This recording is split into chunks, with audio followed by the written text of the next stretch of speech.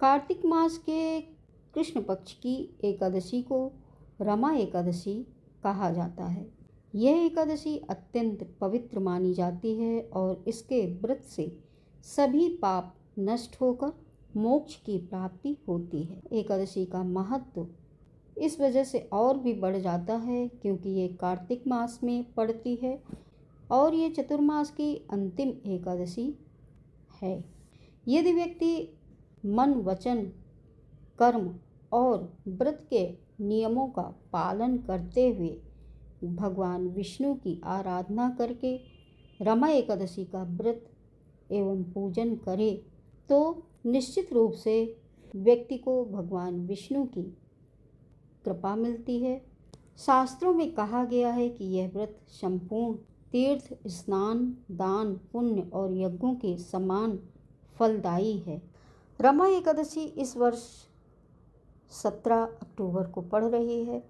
रमा एकादशी कार्तिक मास के कृष्ण पक्ष की एकादशी को कहते हैं। रमा एकादशी का अत्यंत ही महत्व है। रमा एकादशी की व्रत कथा से और भी हम जान सकते हैं। तो चलिए चलते हैं कथा की ओर। प्राचीन काल में मुचकुंद नाम के एक धर्मात्मा और सत्यनिष्ठ राजा थे।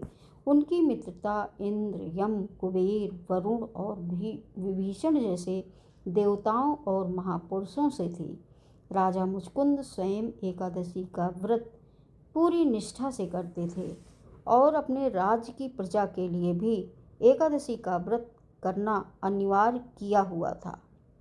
उनकी प्रजा में सभी लोग निर्जला एकादशी का व्रत करते थे।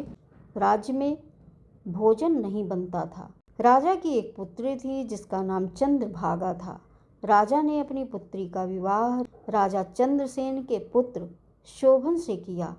जब एकादशी का व्रत आया तो चंद्रभागा के पति शोभन भी अपनी ससुराल में थे और एकादशी का व्रत आया।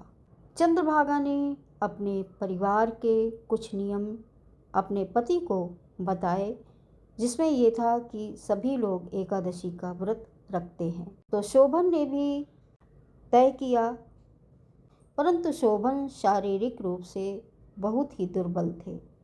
वह एकादशी की कठोरता दुर्बल थे, फिर भी उन्होंने एकादशी के व्रत करने का निश्चय किया और अपनी पत्नी से कहा कि मेरा शरीर अत्यंत दुर्बल है, परंतु फिर भी मैं इस एकादशी व्रत का पालन करूंगा। शोभन ने एकादशी के व्रत का पालन किया। शारीरिक रूप से दुर्बल शोभन एकादशी की कठोरता सहन नहीं कर पाए। व्रत की निर्जला प्रकृति के कारण अत्यधिक भूख और प्यास से व्याकुल होकर उनकी मृत्यु हो गई। पति की मृत्यु से चंद्रभागा बहुत दुखी हुई। राजा मुचकुंद भी बहुत दुखी हुए, लेकिन उन्होंने अपनी पुत्री को धीरज बंधाया। शोभन को एकादशी व्रत के पुण्य से सद्गति प्राप्त हुई। इस घटना के बाद शोभन ने एकादशी व्रत के प्रभाव से मंदराचल पर्वत पर देवताओं की नगरी को प्राप्त की, जहाँ पर अप्सराओं से घिरे वैभवशाली जीवन में रहने लगे।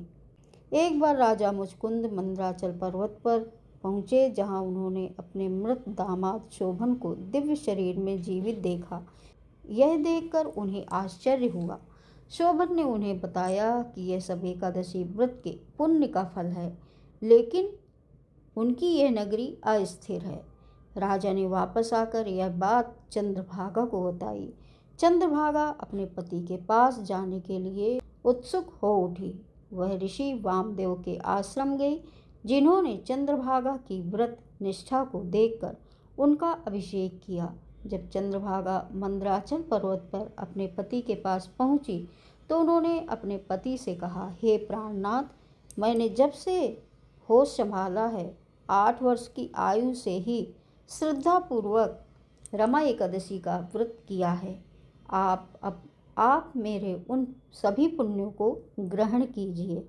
चंद्रभागा के पुण्यों को प्राप्त करने से ही शोभन की अस्थिर नगरी तुरंत स्थिर और अटूट हो गई।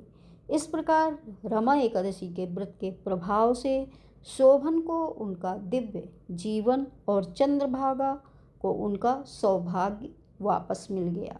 तो ये थी रमा एकादशी के व्रत का महत्व और व्रत का प्रभाव।